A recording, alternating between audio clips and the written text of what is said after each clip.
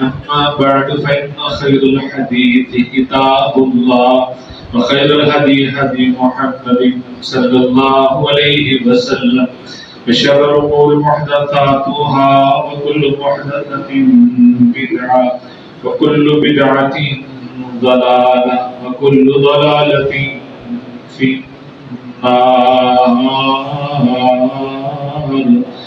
أما بعد فأعوذ بالله من الشيطان الرجيم. بسم الله الرحمن الرحيم. إنا أرسلناك شاهدا ومبشرا ونذيرا وداعيا إلى الله بإذنه وسراجا منيرا. صدق اللہ العظیم. تمام قسم کی تحمیدات، تمجیدات، تکبیرات، تقدیسات اور تحلیلات اللہ رب ذوالجلال والاکرام کے لیے بے شمار لا تعداد انگنت بے حد و حساب درود و سلام سرور کائنات امام الانبیاء حضرت محمد الرسول اللہ صلی اللہ علیہ وسلم کی ذات مقدسہ مطہرہ پر بے شمار رحمت نازل ہوں اہل بیت پر، صحابہ کرام پر، تابعین نظام پر، اولیاء کرام پر اور ائمہ کرام پر. حمد و ثنا کے بعد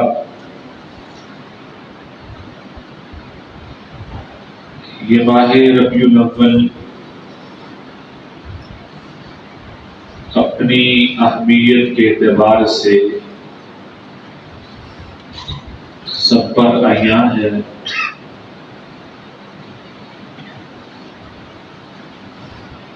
سیرت کے حوالے سے چند دو تین تمہیدی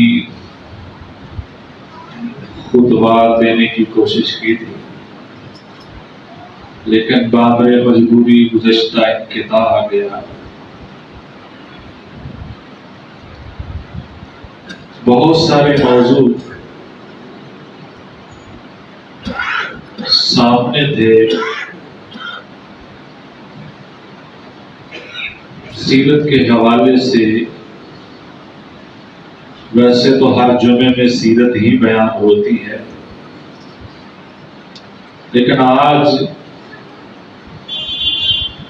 خاص طور پہ ایک ایسا موضوع منتخب کیا ہے جس پر شاید کم گفتگو ہوئی ہے.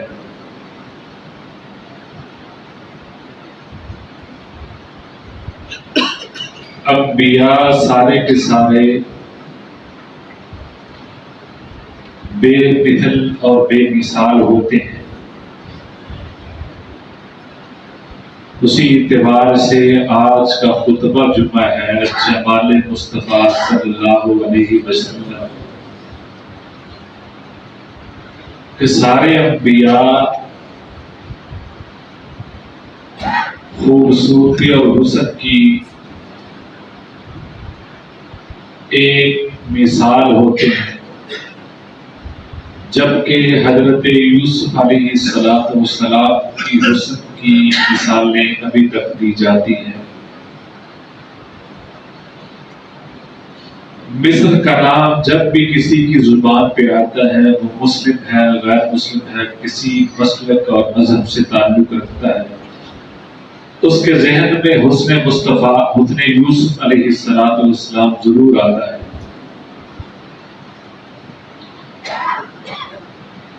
تو بہت سارے ایسے صحابہ ہیں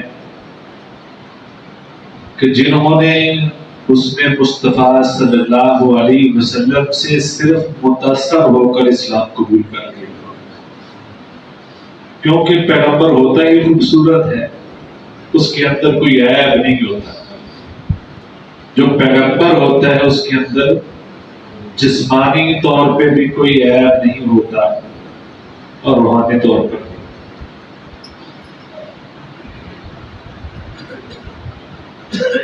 اسی لیے حضرت عائشہ رضی اللہ تعالی عنہا فرماتی ہیں زلیخا کی سہیلیوں نے جب حضرت یوسف علیہ السلام پر پہلی نظر ڈالی تو انہوں نے اپنی انگلیاں کاٹ ڈالی.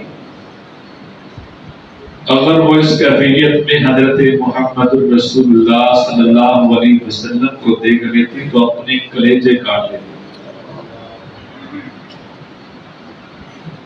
بے شمار ایسی روایات ہیں کہ جس کے اندر آپ علیہ السلام کو چاند سے بھی زیادہ خوبصورت صحابہ نے کہا ہے. اور اللہ رب العزت نے وَدَاعِيًا إِلَى اللَّهِ بِإِذْنِهِ وَسِرَاجًا مُنِيرًا، روشن چمکتا ہوا سورج اللہ رب العزت نے فرمایا ہے. یعنی ہر اعتبار سے، اپنی دعوت کے اعتبار سے، اپنی خوبصورتی اور جمال کے اعتبار سے بھی وہ خوبصورت ہے.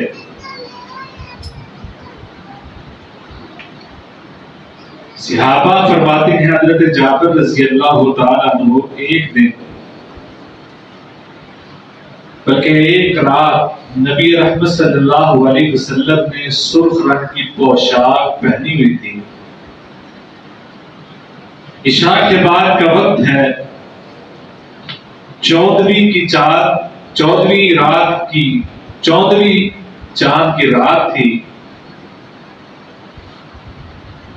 تو ایسے ہی میرے ذہن میں موازنہ ٹپک آیا. نبی صلی اللہ علیہ وسلم اس دن بہت ہی خوبصورت لگ رہے تھے. چمکتی رات تھی اور اوپر سے رحمت کائنات صلی اللہ علیہ وسلم کا رخ زیبا تھا. میں کبھی نیچے دیکھتا کبھی اوپر دیکھتا، بار بار دیکھتا ہوں مجھے زمین والا چاند زیادہ خوبصورت لگتا ہے. اور پھر میں اس نتیجے پہ پہنچا اوپر والے چاند پہ عیب موجود ہے، زمین والے پہ عیب اور داغ بھی موجود نہیں ہے. 14ویں کے چاند میں دیکھیں تو سیاہی نظر آتی ہے، بادل نظر آتے ہیں، کوئی نہ کوئی نشانات نظر آتے ہیں، لیکن اس میں نہیں. میں آپ کو ایک معصوم سی اپنی زندگی کی چھوٹی سی مثال بتاتا ہوں. یہ میں نے بہت بچپن پہ یہ واقعہ سنا تھا جو پنجابی میں شعر بھی مشہور ہے. تو اس وقت میری کوئی اس حوالے سے تعلیم نہیں تھی، میں نے ابھی حفظ شروع کیا تھا. اسی طرح گاؤں کے باہر ایک مسجد تھی. عشاء کے بعد 14ویں چاند کی رات تھی. تو ہمارے جو استاد محترم تھے وہ انتہائی خوبصورت تھے ماشاءاللہ، اب بھی حیات ہیں، اللہ پاک ان کو سلامت رکھے، جنہوں نے مجھے قرآن مجید کا پہلا سبق پڑھایا. چند دن پہلے میں ان کو مل کے بھی آیا ہوں الحمدللہ. تو جب میں نے یہ روایت سنی مجھے سمجھ نہیں آئی. بچپن میں بندہ بات اور سوچتا ہے چاند چمکتا ہے، پوری دنیا روشن ہے، وہ چہرہ کیسے اتنا خوبصورت ہو سکتا ہے. تو اگلے ہی ہفتے اس طرح ہوا کہ میں بیٹھا تھا اور چاند کی طرف ہمارے استاد محترم کا چہرہ تھا. تو ویسے ہی میں اس حدیث کو سمجھنے کے لیے اپنی معصومانہ حرکت میں دیکھنے لگا. میں نے کہا اگر یہ اتنے خوبصورت ہیں تو رحمت کائنات صلی اللہ علیہ وسلم واقعی خوبصورت ہوں. یہ تو عام سے بندے ہیں، ہمارے استاد ہیں، اور وہ اس طرح کی خوبصورتی ہو ہی نہیں سکتی. یہ اتنے چمک رہے ہیں اس روشنی میں، تو رحمت کائنات صلی اللہ علیہ وسلم کیوں نہیں چمکتے ہوں؟ واقعی چمک.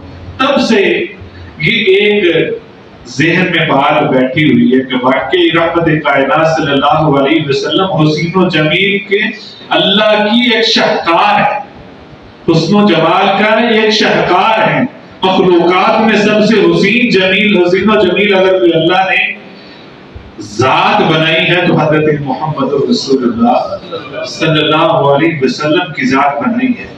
حضرت ابوبکر صدیق رضی اللہ تعالیٰ عنہ نبی صلی اللہ علیہ وسلم سے فرماتے ہیں میری 3 ہی خواہشات ہیں، میری 3 تمنائیں ہیں اور یہی رہتی ہیں.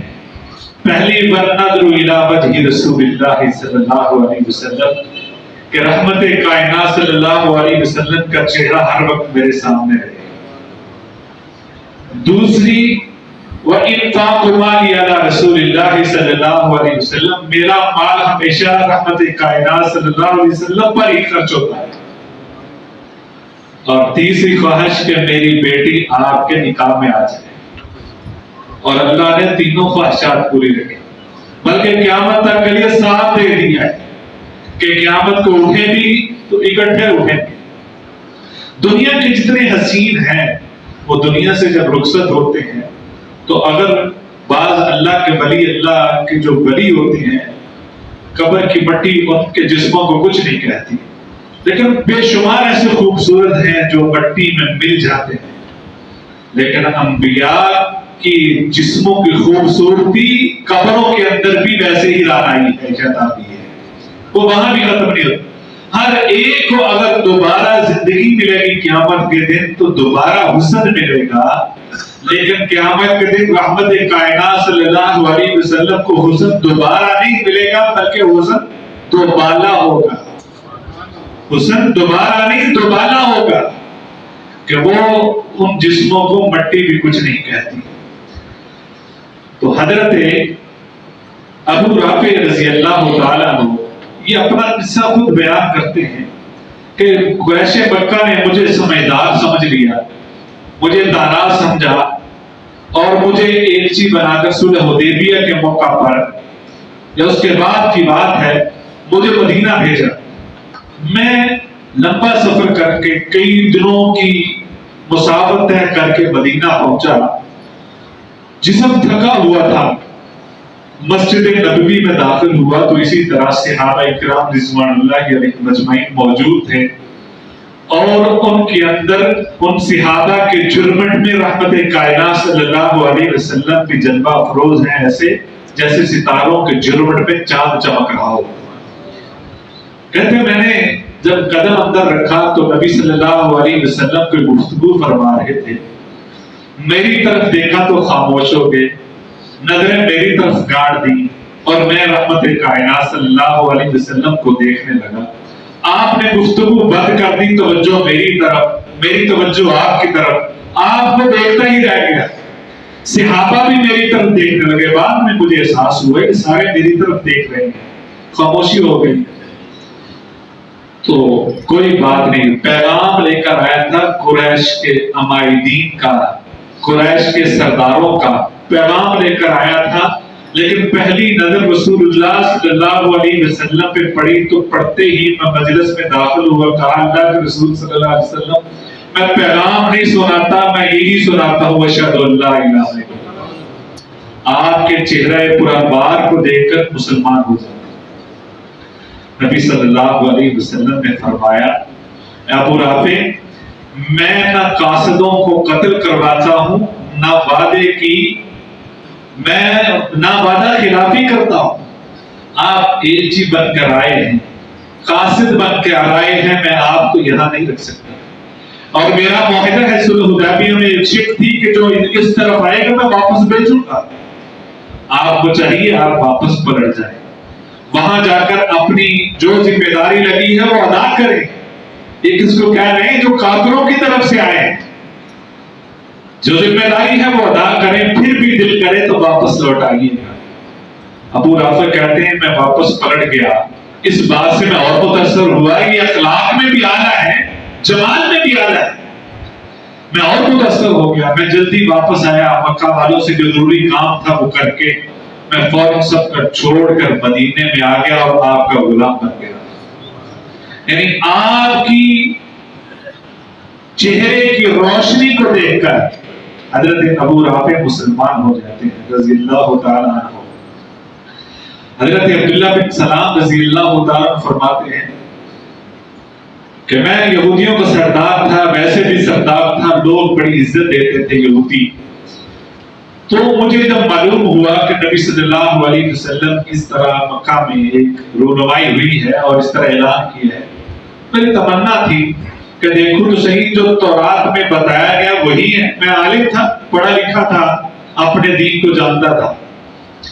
جب نبی صلی اللہ علیہ وسلم مدینہ تشریف لے کر آئے تو میں بڑی دیر سے میری تمنا تھی, میں آیا تو لوگ چوک در چوک آ رہے ہیں آپ صلی اللہ علیہ وسلم کو صرف دیکھنے کے لیے, آپ کے دیدار کے لیے, اس چاند کو دیکھنے کے لیے جو مدینہ میں آج چمکا ہے, اس چاند کو دیکھنے کے لیے. کہتے میں نے کسی جھرمٹ میں آ کر ایسے کر کے, جس طرح انسان پیچھے کر کے دیکھتا ہے, جا کر دیکھا تو سب سے پہلی نظر ہی پڑی تو میں نے یہی الفاظ بے ساختہ منہ سے نکلے, لیس بوجہ کذاب, یہ چہرہ کبھی بھی جھوٹا نہیں ہو سکتا, یہ چہرہ کبھی جھوٹا نہیں ہو سکتا. اور اس وقت پہلا پیغام آپ یہی سنا رہے تھے, افشوا السلام واتیموا الطعام, سلام کو عام کرو, سلام کو عام کرو, لوگوں کو کھانا کھلاؤ, صلہ رحمی کرو. اور اس وقت اللہ کے سامنے گڑ گڑاؤ جب سارے سو رہے ہیں. تو کہتے ہیں پہلی نظر دیکھ کر ہی میں مسلمان ہو گیا تھا. گویا کتنے ہی ایسے لوگ ہیں. حضرت طارق بن عبداللہ محاربی رضی اللہ تعالیٰ فرماتے ہیں کہ ہم مدینہ کے باہر ایک جگہ پہ پڑاؤ ڈال کے بیٹھے تھے. ہم نے دیکھا سفید لباس میں ایک بڑی جو شخصیت آ رہی ہے ہماری طرف, ہمارے قافلے کی طرف, ہمارا پڑاؤ ڈلا ہوا ہے. تو ہمارے پاس آ کر انہوں نے پوچھا کہاں سے آئے ہو؟ ہم نے کہا کہ ہم ربضہ سے آئے ہیں, اونٹ ہمارے پاس ہے, ان کی خرید و فروخت کے سلسلے میں آئے ہیں. کہتے ہیں ہمارا سارا قافلہ آپ کو ہی دیکھی جا رہا, ہمارا سارا قافلہ آپ کو دیکھ رہا. آپ نے پوچھا وہ سرخ اونٹ آپ بیچیں گے؟ آپ کی طرف دیکھتے دیکھتے ہم نے کہا جی ہم بیچیں گے. آپ نے پوچھا کتنے میں بیچو گے؟ ہم نے کہا یعنی ہم ایسے ہی بے ساختہ دیکھی جا رہے ہیں اور اسی جواب دی جا رہے ہیں جو سمجھ میں آتا ہے. کہا ہم یہ اونٹ اتنے سا کھجوروں کو بدلے میں دیں گے. تو وہ سفید شخص سفید لباس میں انہوں نے وہ بات پوری کی اور یہ بھی نہیں کہا ہے اس میں سے کم کر لو زیادہ کچھ, خاموشی سے اونٹ نکیل سے ٹکڑا لے چلے گئے. ہم اسی طرح پھر دیکھ رہے ہیں. جب آنکھوں سے اوجھل ہوئے تو آپس میں بات کی, یہ کیا بات تھی؟ ہم ان کو ہی دیکھتے رہے, سودا کیا, کچھ لیا دیا تو ہے نہیں, وہ اونٹ لے کر چلے گئے. پھر ایک دوسرے کو ملامت کرنے لگے, وہ پیسے نہیں لیے, کوئی چیز نہیں لی, آپ نے اونٹ جانتے بھی نہیں ہو, پتہ بھی نہیں معلوم, نام بھی معلوم نہیں ہے, یہ کون تھے؟ اسی طرح ہماری آپس میں بحث ہو رہی تھی. ہمارے قافلے کی ایک خاتون نے کہا, بعض خواتین کو بھی اللہ نے بڑی بصیرت عطا کی ہوتی ہے. اس نے کہا بے فکر ہو جاؤ, آپ کو آپ کا معاوضہ مل جائے گا. سارے اس کی طرف متوجہ ہوئے. پوچھا آپ کو کیسے پتا کہ یہ معاوضہ مل جائے گا؟ اس نے کہا میں نے ایسا چہرہ زندگی میں کبھی دیکھا ہی نہیں اور ایسا حسین چہرہ کبھی جھوٹا ہو ہی نہیں سکتا. یہ میرا دل کہتا ہے کہ وہ واپس لوٹے گا, آپ کو معاوضہ ملے گا, بے فکر ہو جاؤ. ہم اس کی بات سے بڑے حیران ہوئے. عشاء کا وقت ہو گیا تو اسی طرح مدینہ کی طرف سے ایک آدمی آیا اور آ کر اس نے اتنی ساری کھجوریں ہمارے سامنے رکھی اور سارے قافلے والوں سے کہا جو آپ سے اونٹ لے کر گئے تھے ہمارے وہ پیغمبر ہیں, رسول اللہ صلی اللہ علیہ وسلم ہیں, انہوں نے یہ کھجوریں بیچی ہیں. پہلے سب سے پہلے پورے قافلے والے اس کھجوروں سے آپ جو ہے اپنا پیٹ بھریں, جی بھر کے کھائیں. جب جی بھر جائے تو پھر جو بات ہوئی تھی اتنی توڑ کر اپنی کھجوریں پوری کر. آپ مہمان ہیں. پہلے کہتے ہیں ہم نے کھجوریں کھائیں, بھوک لگی تھی, قافلہ تھا, قافلے کے اندر اس طرح کے سفر کے اندر پھر جی بھر کے کھاتے ہیں. ہم نے کھجوریں کھائیں اور اس کے بعد توڑ کے اپنی جو معاوضہ تھا وہ پورا کر لیا اور وہ واپس پلٹ جاتے ہیں. عورت نے کہا تھا نا میں نے کہ آپ کو مل جائے گا. رات بڑی مشکل گزری. کہتے ہمارے دل میں یہ تڑپ اٹھی کہ آئے ذرا دیکھو تو صحیح, اس شخص کو ڈھونڈے تو صحیح, اس کو ایک بار پھر دیکھنے کو دل کرتا ہے, ایک بار پھر دیکھنے کا من کرتا ہے. سارے قافلے والے مدینہ میں آئے, پتہ چلا مسجد نبوی میں جب مسجد نبوی میں گئے تو نبی صلی اللہ علیہ وسلم کھڑے ہو کر خطبہ ارشاد فرما رہے. تو یعنی وہ عبداللہ بن طارق بن عبداللہ محاربی رضی اللہ تعالیٰ فرماتے ہیں پہلی دفعہ ہم نبی صلی اللہ علیہ وسلم کے چہرے پر انوار کو دیکھ کر متاثر ہو گئے. نبی صلی اللہ علیہ وسلم حالت مرض میں ہیں، بلکہ مرض الموت میں. اتنی شدید تکلیف ایک لمبا موضوع ہے. انہی ایام حضرت انس رضی اللہ تعالیٰ کی روایت ہے، ایک دن نبی صلی اللہ علیہ وسلم نے نماز کا وقت تھا، نماز کھڑی ہو چکی تھی، حضرت ابوبکر صدیق رضی اللہ تعالیٰ نماز پڑھا رہے تھے. تو جو صحابہ جو نبی صلی اللہ علیہ وسلم کے روضہ مبارک کی طرف تھے، تو اس دوران کے نماز کھڑی تھی، حضرت ابوبکر صدیق رضی اللہ تعالیٰ پڑھا رہے تھے. آپ نے کھڑکی سے اپنا چہرہ مبارک باہر نکالا، چہرہ مبارک باہر نکالا کہ میری 23 سالہ زندگی کی محنت کا سفر تو دیکھو، میں اپنی 23 سالہ محنت کو تو دیکھوں. کتنے دن ہو گئے میں نے صحابہ کو نہیں دیکھا، اپنے جان اشاروں کو نہیں دیکھا. صحابہ اداس ہیں، کہتے ہیں وہ دن ہمارے لیے بڑے مشکل تھے. ہم آتے تھے مسجد میں کسی سے بات نہیں کرتے تھے، خاموشی سے نماز پڑھتے تھے، چلے جاتے تھے، ایک دوسرے کے چہرے کی طرف دیکھتے تھے، کوئی تو خوشخبری دے. آج رحمت کائنات صلی اللہ علیہ وسلم مسجد میں آئیں گے، نماز پڑھائیں گے. ہمیں اسی پریشانی میں آتے، نماز پڑھ کے خاموشی سے چلے جاتے. 17 نمازیں حضرت ابوبکر صدیق رضی اللہ تعالیٰ عنہ نے پڑھائی. وہ نماز پڑھا شروع کی تو نبی صلی اللہ علیہ وسلم نے ایسے پردہ ہٹا کے ہمیں دیکھا. تو وہ صحابہ جو اس طرف تھے کہتے ہم نے زندگی میں اس سے خوبصورت چہرہ اور ایسا منظر کبھی نہیں دیکھا، اور قریب تھا کہ ہماری نمازیں ختم ہو جاتی، ہم آپ کو ہی دیکھتے رہتے. قریب تھا کہ ہماری نمازیں ختم ہو جاتی اور آپ کو ہی دیکھتے رہتے. اتنا خوبصورت چہرہ، اتنا خوبصورت منظر. اور اس میں بڑی بڑی لوگوں نے گفتگو کی ہے کہ نبی صلی اللہ علیہ وسلم کے کیا جذبات ہوں گے. حضرت ابوبکر صدیق رضی اللہ تعالیٰ کو محسوس ہوا کہ نبی صلی اللہ علیہ وسلم شاید اب آئیں گے، نماز پڑھائیں گے. پیچھے ہٹنا چاہا، نبی صلی اللہ علیہ وسلم نے اشارہ کیا اور پردہ ہٹا لیا اور پیچھے چلے گئے. صحابہ کہتے ہیں اس کے بعد ہم نے رحمت کائنات صلی اللہ علیہ وسلم کو زندہ ہی دیکھا. اسی دن دنیا سے رخصت ہو گئے، اسی دن اللہ کے ہاں پہنچ گئے.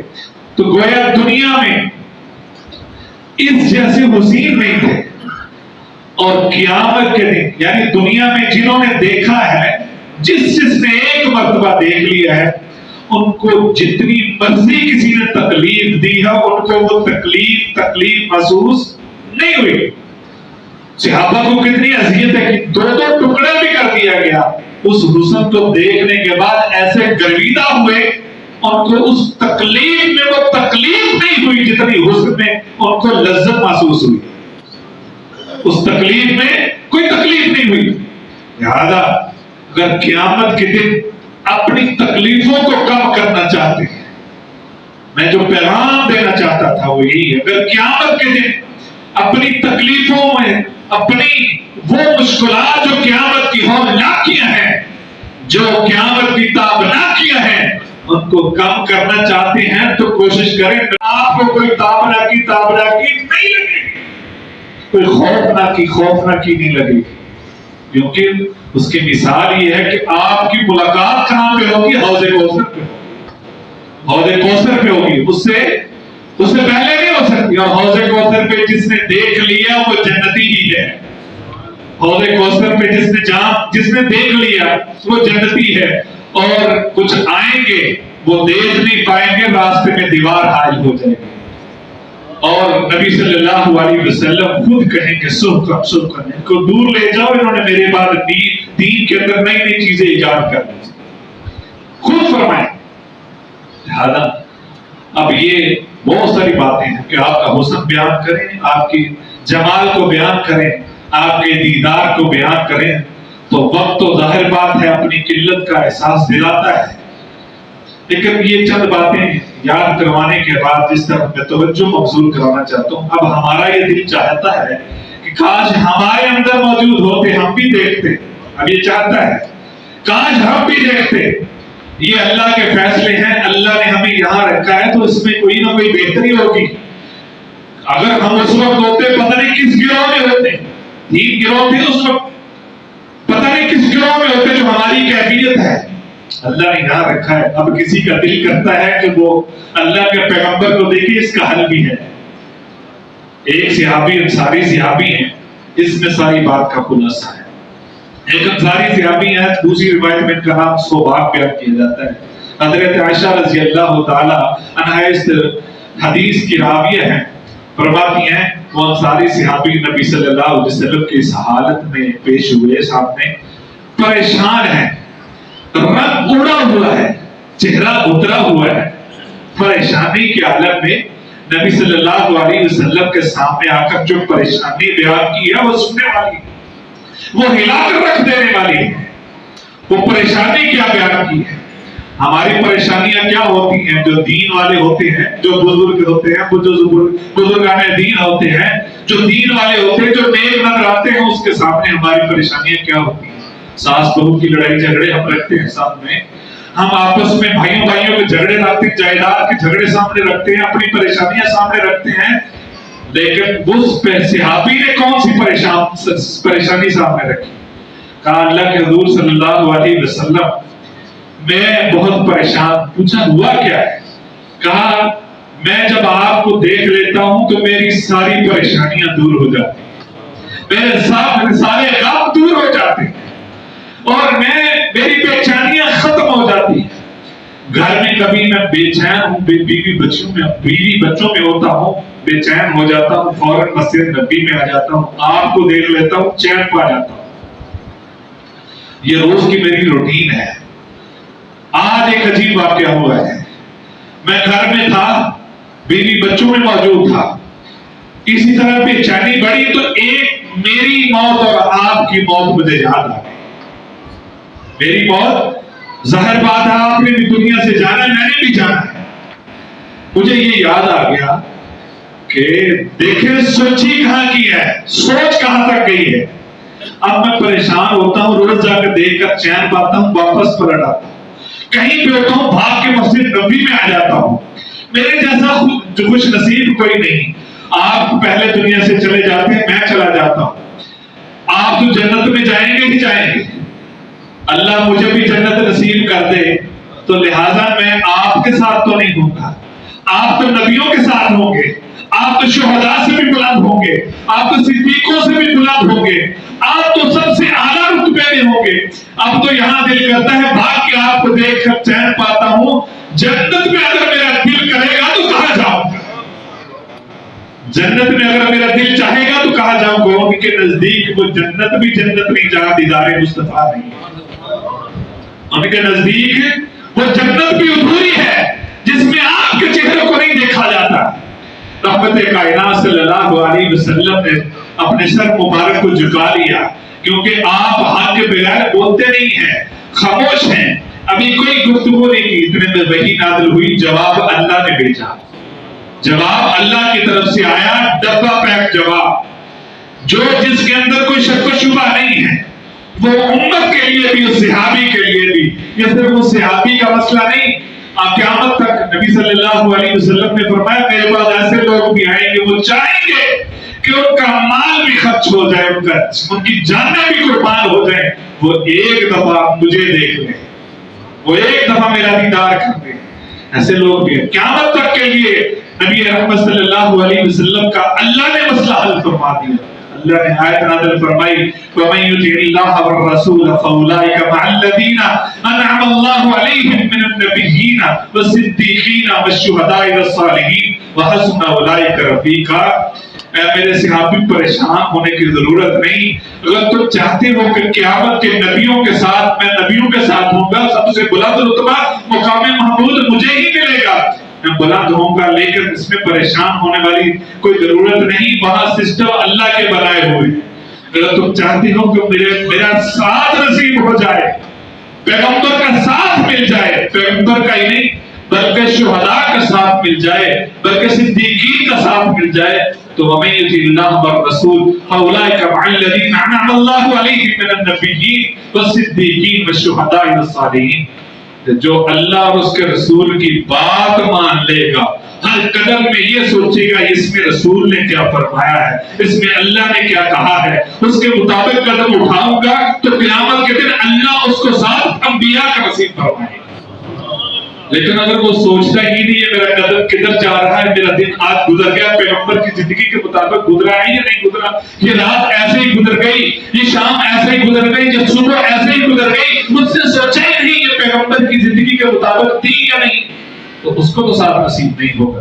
جس کی سوچ اس صحابی جیسی، اس صوبان جیسی جس کی سوچ ہے کہ مجھے کاش ساتھ مل جائے، دیدار مل جائے، اسے چاہیے کہ وہ ہر قدم اٹھائے تو پیغمبر کی اطاعت میں اٹھائے۔ وہاں کی دعا میں